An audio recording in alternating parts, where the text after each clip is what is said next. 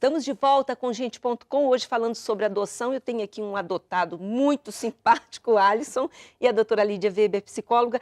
Lídia, há pouco ele falava sobre os limites em casa. E daí a gente começa a perguntar, então, até dando uma dica para os pais, sobre essas práticas dentro de casa, o que faz diferença, independentemente de ser adotado ou não. Então, precisa ser muito compromissado com a relação de criar filhos. Criar filhos é uma grande tarefa, é muito difícil. As pessoas às vezes pensam, não, vai assim, é o Deixa natural, a vida me levar. deixa a vida me levar. Não, não pode, a gente se esmera em tudo, põe maquiagem para participar do programa, né, põe roupa bonita, faz tudo. E para educar filhos? Tem que fazer a mesma questão. E eu fui entrevistar o Alisson e a sua linda família lá, e eu vi como que eles funcionam nas práticas educativas. É muito certinho, é muito programado, tem um monte de combinados importantes. É sempre um grande equilíbrio que precisa. Muito afeto e muito limite. Explicar como é que o mundo funciona. E você sabe que numa pesquisa que a gente fez, em que comparou famílias por adoção e famílias genéticas, os filhos falaram sobre os seus pais e que os filhos que estavam mais satisfeitos e que comentavam que os pais têm melhores práticas eram nas famílias adotivas. E aí faz a gente pensar, opa, por quê? Mas isso não quer dizer que os pais adotivos são mais rigorosos do que Não, outros? não, O que mais é? Que compromissados, eles dão tanto mais limite quanto mais afeto.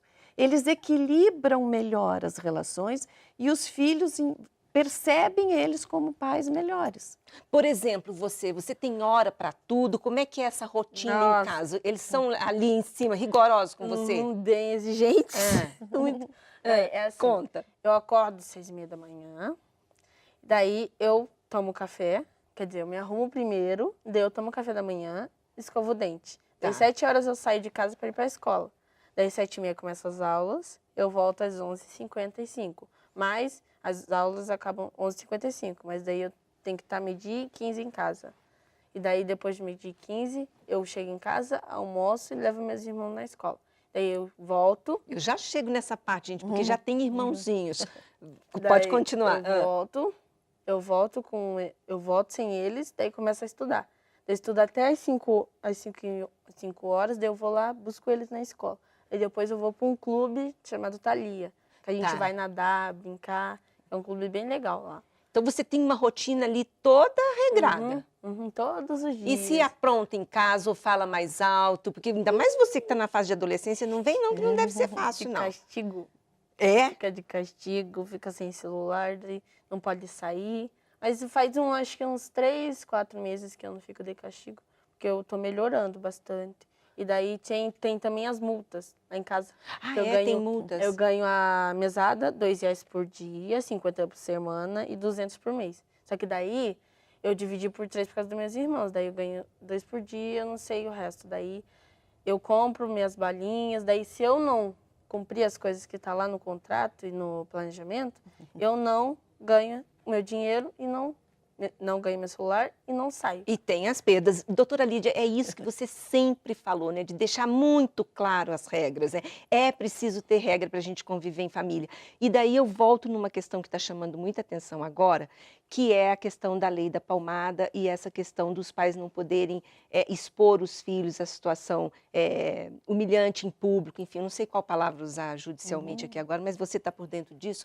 Comenta com a gente, qual é o limite do impor limites? Antes de impor os limites... Os pais vão enlouquecer, doutora Lídia. Tem que ter regras claras, coerentes, consistentes e com consequências. Que é exatamente o que ele acabou de falar. Quer dizer, eles têm planejamento, eles têm contrato, está tudo clarificado, é consistente e tem consequências. Pode existir castigos, né, que a gente chama pouco severos, pode você tirar coisas. Agora, o limite é o físico. A punição física corporal, ela é indigna, ela machuca. Você faz o que a gente chama, quando você bate numa criança, mesmo que seja uma palmada, você faz uma associação perigosa entre amor e dor. A criança aprende, quem me ama pode me machucar. Isso não é bom. E mais, as pesquisas mostram que não funciona bater. Uma palmadinha não serve para nada. Então, outras regras têm que ser colocadas, que são as regras antes e as consequências. se você tem que andar de bicicleta, guardar a bicicleta depois que andou. Se não guardar a bicicleta, não vai andar no dia seguinte, não é? Aí mantém a regra. Doutora Lídia, existe um senso comum, agora eu vou falar mesmo do senso comum, de que os casais homoafetivos, como eles, a impressão que se tem, né, que eles tiveram uma vida mais liberal e vão passar isso para os filhos, ou existe essa possibilidade? A ligação, a relação, o que as pesquisas mostram? Olha, ao contrário, Mira. Eu fiz uma pesquisa que a gente chama uma meta-análise. Eu pesquisei o que os outros pesquisadores internacionais fizeram, porque fazer pesquisa com homoafetivos aqui no Brasil ainda é difícil, né? Ainda não são tantos. E as pesquisas mostram que, pelo contrário, eles são mais regrados, eles conseguem colocar a educação de uma forma muito tranquila, até porque eles sabem que existe discriminação. Eles sabem que as pessoas, grande parte das pessoas, os percebem de forma errada. Então, eles querem mostrar de fato e são mais presentes na vida dos filhos. Isso é bonito. Pergunte se os pais já faltaram em alguma reunião de colégio. Já, em alguma... Não, Olha aí. nada. nunca faltaram. E toda semana, todo mês, eles vão lá para conferir meu comportamento, as notas, tudo direitinho. Então você se sente muito amparado, pode falar, Lídia. Isso se chama envolvimento, é isso que a gente chama. Na psicologia ela tem um termo bonito que chama investimento parental. Se você decidiu ter um filho, você tem que investir emocionalmente nele. Quer não ter é? filho, cuida, é isso que meu pai fala.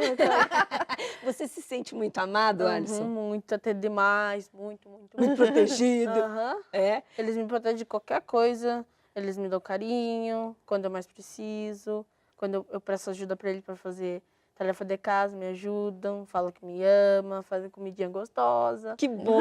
Então, depois do intervalo, você vai contar pra gente como é que os seus amigos reagem ao fato de você viver numa família com casal homoafetivo, tá? Tá bom. A gente faz mais um intervalo comercial e já voltamos com esse papo.